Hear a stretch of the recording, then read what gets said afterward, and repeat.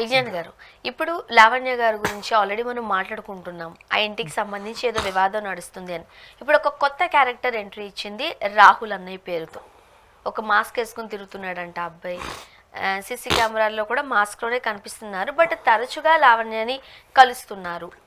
ఇందుకీ ఆ అన్నోన్ పర్సన్కి లావణ్యకి ఏంటి సంబంధం? కొత్తగా ఒక క్యారెక్టర్ వచ్చింది, అందరినీ చంపేస్తే నేను లావణ్య తరఫున వచ్చాయని చెప్పి కొండా రాహుల్ రెడ్డి అనే అతను వచ్చాడు. ఇతను బట్టలే మాస్క్ వేసుకోవట్లా, ఈయన మొత్తం ఇప్పుకొనే తిరుగుతున్నాడు, మొత్తం స్లీవ్లెస్ వేసి మొత్తం వాడి కండలు కనబడేలాగా ఇలా. వెనకాల ఎవరో ఇట్లా కూర్చుంటున్నారనమాట, మాస్కులు హెల్మెట్లు పెట్టుకొని ఇట్లా లోపలికి వెళ్తున్నారు, మళ్ళీ బయటకు వస్తున్నారు, మళ్ళీ లోపలికి వెళ్తున్నారు. ఇంట్లో ఏమో లావణ్య వాళ్ళ ఫాదర్, లావణ్య వాళ్ళ బ్రదర్ కార్తీక్ అంట వాళ్ళు ఉన్నారు. వాళ్ళిద్దరు ఇంట్లో ఉన్నారు. అంటే నీ పేరెంట్స్ ఉన్నప్పుడు నా పేరెంట్స్ ఎందుకు ఉండొద్దు ఇక్కడ అని చెప్పేసి తెచ్చింది. అసలు యాక్చువల్గా అట్లా ఎవరు ఉండరు, మన ఎందుకో వీళ్ళు వచ్చి ఉన్నారు. అంటే పోన్లే, దానికి ఒక రీజన్ కూడా, మరి ఎక్కడన్నా మా కూతుర్ని ఏం చేస్తారో అని మేము వచ్చామండి అని కూడా చెప్పుకో. సరే మీరు వరకు ఓకే, మీకు సంబంధం లేకుండా మాస్క్లు వేసుకొని హెల్మెట్లు పెట్టుకొని నల్ల కళ్ళజోళ్ళు పెట్టుకొని మొహం కనపడకుండా బైక్ మీద రోజుకు అంటే పూటకు ఒకడు ఇద్దరు ముగ్గురు లోపలికి వెళ్తున్నారు, బయటకు వస్తున్నారు, లోపలికి వెళ్తున్నారు, బయటకి వస్తున్నారు. ఇలాంటి ఒక సీన్ కనబడుతుంది అక్కడ. దీనికి సంబంధించిన సీసీటీవీ ఫుటేజ్లు కూడా ఉన్నాయి నా దగ్గర. ఫార్వర్డ్ చేయండి, మనం అది నేను చూపిస్తా. అయితే ఇక్కడ విషయం ఏంటంటే, గేటెడ్ కమ్యూనిటీ సొసైటీ, మీ ఇంట్లో ఆల్రెడీ పెద్ద గొడవ అవుతుంది మాకు తెలుసు, ఎప్పుడు పోలీసులు వస్తున్నారు, మీడియా వస్తుంది మాకు తెలుసు, న్యూసెన్స్ అవుతుంది. అయినా సరే ఇప్పుడు ఎవరెవరో వస్తున్నారు, ఎవరెవరో వెళ్తున్నారు, మాస్క్లు వేసుకొని తిరుగుతున్నారు, మీ ఇంట్లో ఏమవుతుందో మాకు అర్థం కావట్లా. అప్పట్లోనేమో పెద్ద ఇంతెత్తు కుక్కలు ఉండేవన్నారు, ఇప్పుడు అవి లేవన్నారు. Something was happening in that villa number 13. ఏదో జరుగుతూ ఉంది. ఈ చుట్టుపక్కల వాళ్ళు ఎందుకు పట్టించుకోవట్లేదు అనేది క్వశ్చన్. ఎవరు కూడా ఇప్పుడు మీ సొసైటీలో ఏమన్నా అయితే ఒక ఫ్లాట్ అనుమానాస్పదం ఉంటే మనం క్వశ్చన్ చేస్తాం అసలు. అండ్ ఇంకొకటి, ఇప్పుడు ప్రజెంట్ యుద్ధ వాతావరణం ఉంది హైదరాబాద్లో, ఇంకేదో నడుస్తూ ఉంది. వీడు ఉగ్రవాద తీవ్రత కూడా తెలియదు. విల్లా నెంబర్ 13లో బాంబు వెళ్తే మొత్తం పావని హోమ్స్ అన్నీ కూడా నాశనం అయిపోతాయి. అవునా చెప్తున్నా, వేసి అది అణుబాంబు అయితే కోకాపేట అంతా పోద్ది. అట్లా ఉండదు, ఎందుకు ఉండదు, ఉండొచ్చు కూడా కదా. బేసికల్లీ ఇప్పుడు లావణ్య డబ్బుడు కమ్ముడు పోయే మనిషి అని తెలిసిపోయింది, ఆ ఇల్లు వదిలట్లా. ఎవడో ఉగ్రవాదిని లావణ్య లావణ్య లావణ్య నువ్వు అన్నీ వదిలేసుకొని బతికేస్తున్నావు, మాకు అర్థమైపోయింది. నీకు ఎంతో కొంత డబ్బులు ఇస్తా, ఈ విల్లా ఏంటి నీకు ఒక ఏరియా రాసిస్తా, మాకు మీరు కొంచెం ఆశ్రమం కల్పించండి, మీ ఇంట్లో అదేదో పెడతామంటే ఒప్పుకుంటుందిగా. ఎందుకు ఒప్పుకుంటుంది అంటే, ఈ ఇల్లు నాకు ఎట్లా అవ్వదని తెలిసిన తర్వాత అసలు ఈ ఇల్లే ఉండొద్దు, నాశనం అయిపోవాలనుకుంటే, అసలు ఈ కోకాపేటే ఉండొద్దు, సర్వనాశనం అయిపోవాలని అనుకుంటే. అమ్మో, పర్సనల్కి దేశానికి పెడుతున్నారు మీరు. మరి లావణ్య అలాంటిదే కదా. లావణ్య ఎట్లాంటిదని మనం ఎట్లా డిసైడ్? నేనే డిసైడ్ చేస్తా, ఓపెన్గా చెప్తా, లావణ్య అలాంటిదే, తను అలాంటిదే కదా. మరి ఇప్పుడు ఎట్లా చెప్పు. ఓకే, నాతోనే కూడా ఫోన్లో మాట్లాడింది. కానీ ఇప్పుడు అంతా లీగల్ గా ఎందుకు వెళ్ళట్లేదు వీళ్ళు? ఎగ్జాక్ట్లీ నేను అదే అడుగుతున్నా. గేటెడ్ కమ్యూనిటీ సొసైటీ అడగాల్సింది రాజస్థాన్ కదా. మేము వెళ్తున్నాం ఎక్కడికి అని అంటే విల్లా నెంబర్ 13కి అంటే, ఇతనెవరు అని సెక్యూరిటీ ఎందుకు అడగట్లేదు? అతనెవరు అంటే అతను మొత్తం మాస్క్ వేసుకుని ఇట్లా ఉన్నారు. ఇప్పుడు నిన్న అయోధ్య రామ మందిర్ టెంపుల్కి ఒక ఆవిడ ముసుకేసుకొని వెళ్తేనే ఆవిడని పట్టుకొని, ఆవిడ ఒక ముస్లిం మహిళ అని తెలుసుకొని ఎందుకు వచ్చామని ఇంకా విచారిస్తుంది. ఆమె ఏమేమో చెప్తుందంట. ప్రజెంట్ ఆవిడని అరెస్ట్ చేసి లోపలేశారు. ఓల్డ్ సిటీలో కూడా ఇలాంటి సిచ్యువేషన్స్ 2-3 చూసాం మనం. ఇట్లాంటి టైంలో కోకాపేటలో పావని హోమ్స్లో విల్లా నెంబర్ 13లో ఏదో జరుగుతూ ఉంది. అది ఇల్లీగల్ యాక్టివిటీయా, దేశద్రోహమా, లేకపోతే వాళ్ళకి సంబంధించిన ఇంకేదన్నా ఎవరికి అర్థం కావట్లేదు సిచ్యువేషన్. పైగా అందులో ఒక సైకో ఉంది లావణ్య. ఆ పిల్లకి ఏంటంటే దేశం మొత్తం సర్వనాశనం చేయమన్నా చేసేస్తుంది ఏదన్నా ఇస్తా అంటే, ఆ టైప్ పిల్ల అది. సో ఇట్లా ఉన్నప్పుడు ఎందుకు ఈ చుట్టుపక్కల అసలు పట్టించుకోవట్లేదు అని. సెక్యూరిటీ గార్డ్ రాగానే ఏంటి విల్లా నెంబర్ 13 కదా, వెళ్ళండి ముసుగు జాగ్రత్త, ఇక్కడ గడ్డం కనబడుతుంది అని మరి చెప్పి పంపిస్తున్నారు. వాళ్ళు ఓన్ హౌస్ అయినప్పుడు ఎవరు ఏంటి అనేది అయితే మాత్రం నోట్ చేసుకుని వెళ్తారు, కానీ మీరు వెళ్ళకూడదనే రైట్ వాళ్ళకి దగ్గర ఉండదేమో. వెళ్ళకూడదనే రైట్ వీళ్ళ దగ్గర ఉండకపోతే ఓనర్స్ మాత్రమే వెళ్ళండి, ఆ ఇంట్లో ఏదో గడిబిడ జరుగుతా ఉంది, వాళ్ళు ఆపడానికి లేదు. కావాలంటే పోలీస్ స్టేషన్ లో కంప్లైంట్ ఇచ్చుకోవడమే. ఆపడానికి మీకు నాకు రైట్ ఎట్లా ఉంటది? యాక్షన్ తీసుకోవచ్చు. ఇప్పుడు ఇక్కడ కంప్లైంట్స్ ఇస్తున్నారు. ఇప్పుడు నా అంతట నేనే ఉన్నానండి గేటెడ్ కమ్యూనిటీలో, నా అంతటా నేను అక్కడ ఇష్యూ చేయలేను.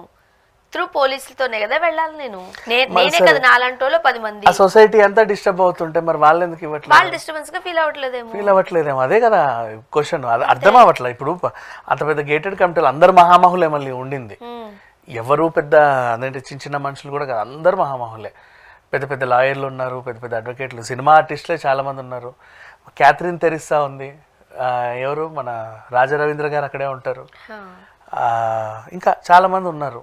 మరి ఇంకా వీళ్ళెవరు ఎందుకు మాట్లాడట్లేదో తెలియట్లా. వాళ్ళ పనులు వాళ్ళు అఫ్కోర్స్ వాళ్ళ పనులు వాళ్ళకు ఉంటాయి, వీళ్ళని పట్టించుకునే అంత ఇదెవరకు ఉండదు. కాకపోతే ఇప్పుడు లోపల జరిగే ఇల్లీగల్ యాక్టివిటీ పోలీసులు కూడా ఇంటి లోపలికి రారు. ఎవరింటికైనా సరే వాళ్ళకి ఒక సర్చ్ వారెంట్ ఉంటే తప్ప వెళ్ళడానికి లేదు. సో ఏదైనా ఇష్యూ జరిగితే బయట సర్దుమణికి ఇస్తారు. అదొక ఫ్యామిలీ ఇష్యూ లాగా వీళ్ళు చూస్తారు. అంతకుమించి అందుకే సెన్సిటివ్ ఇష్యూస్ కదా. మన లోపలికి వెళ్ళాక ఎవరైనా ఊరేసుకు వచ్చారనుకో వాళ్ళ మీదకి వస్తుంది, ఎందుకు వచ్చినా కూడా. సో ఇది సిచ్యువేషన్.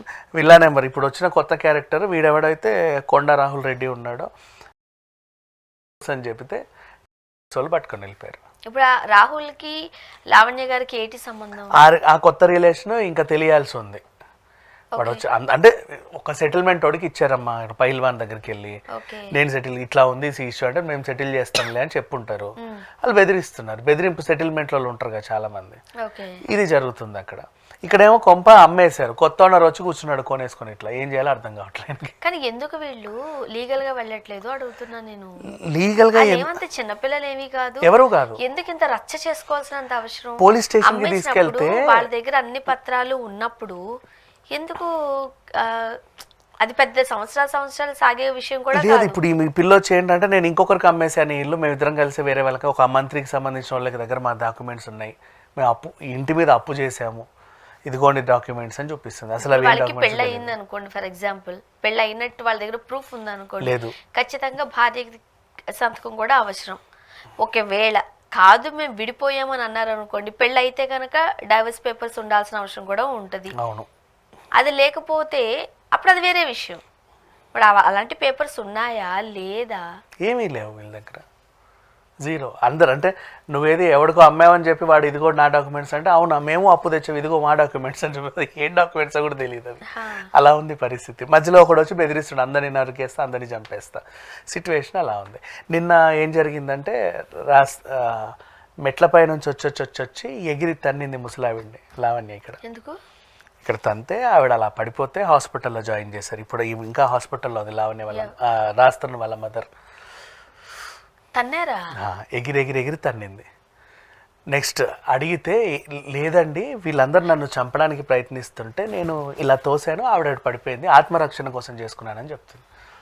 కానీ మొన్నే కదా మా అత్త మామూలు బాగా చూసుకుంటారు. లేదు వచ్చి ఎగిరి తన్నింది. ఉన్నాయా వీడియోస్? ఆ ఎగిరి తన్నిన వీడియోస్ పాపం వాళ్ళేం తీస్తారు కానీ ఆవిడకి ఇక్కడ ఇప్పుడు చెప్పింది, ఆవిడే చెప్పింది తన్నారని. తన్నింది, వాళ్ళ ఆయన కూడా అక్కడే ఉన్నాడు. ఏం జరుగుతుందో లేదు వీళ్ళే నా మీద దాడి చేస్తే నేను మేబీ అయ్యి ఉండొచ్చు అని చెప్పి. అంటే ఒకటి లావణ్య ఎక్కడో ఇది చేశారు కాబట్టి అందరూ అగైనెస్ట్ దాడి చేయడానికి ఈయన వీల్ చైర్ నుంచి లేవలేడు, ఆవిడ కూర్చుంటే చెప్తున్నారుగా వీల్ చైర్ అంతా ఒక డ్రామా అని చెప్తుంది.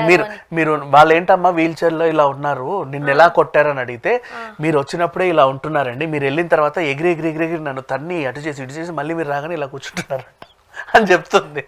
ఏం మాట్లాడాలి చెప్తుంది ఇంట్లో. ఏమో అంటే ఈ విషయం చూసాక ఎవరికి సపోర్ట్ చేయాలి, సపోర్ట్ కూడా కాదు ఏం మాట్లాడాలో కూడా అర్థం కావట్లేదు. నేనేమంటానంటే ఆ పేపర్స్ అన్నీ ఉన్నప్పుడు ఎందుకు కోర్టుకి వెళ్ళట్లేదు, ఎందుకు ఎక్కడెక్కడ రచ్చ చేసుకుంటున్నా? అట్లీస్ట్ ఒక కంప్లైంట్ ఇచ్చుకున్నా పోలీసులు అవన్నీ చెక్ చేస్తారు కదా. ఇట్లా విషయం ఏంటంటే మా హౌస్ ఇలాంటి ల్యాండ్స్ ఇలాంటి వాటి మీద కోర్టుకి వెళ్తే వాళ్ళు ఒకసారి స్టే విధించారంట అక్కడ, అదంతా ఇంకా కరెక్ట్ కాదు కదా. ఈ రచ్చ కూడా ఎప్పటికీ నీకు కరెక్ట్. ఇప్పుడు కొనుక్కున్న వాళ్ళు అన్యాయం అయిపోలే, ఆ పార్టీ అయినా ఈ పార్టీ అయినా ఎందుకు కొనుక్కుంటారు? ఏదో అక్కడ ఖాళీ చేసి ఇక్కడికి వచ్చేసి ఆ రెంట్ ఏదో మిగిలించుకుందాం, ఈఎంఐలు కట్టుకుందాం. ఇప్పుడు ఈ ఇంటికి ఈఎంఐ కట్టాలి, అక్కడ రెంట్ పేసి వాళ్ళకి ఇబ్బందే కదా. చూద్దాం, ఇదంతా అట్లా అర్థం కాని ఇష్యూ ఇది. Thank you.